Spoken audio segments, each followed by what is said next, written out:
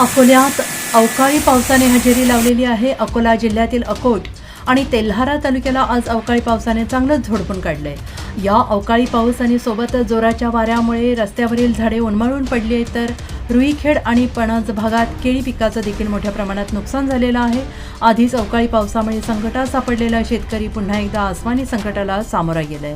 अकोट भागात 30 मिनिटपेक्षा जास्त वेळ हा मुसळधार पाऊस आणि जोराचा वारा सुरू होता आणि या पावसामुळे अनेकांचं नुकसान झालंय, सोबतच शेतकऱ्यांचं प्रचंड नुकसान झालंय। दरम्यान नागपूर येथील प्रादेशिक हवामान विभागाने अकोला जिल्ह्यात वादळ, अवकाळी पाऊस, वीज पडणे, अतिवृष्टी आदी शक्यता वर्तवली आहे। त्यामुळे शेतकऱ्यांनी शेतमालाचे नुकसान टाळण्यासाठी आपला शेतमाल सुरक्षित ठिकाणी साठवून ठेवावा। बाजार समितीमध्ये शेतमाल विक्रीसाठी आणला असल्यास मालाचं नुकसान होणार नाही याची काळजी घ्यावी, असं आवाहन करण्यात आलं आहे।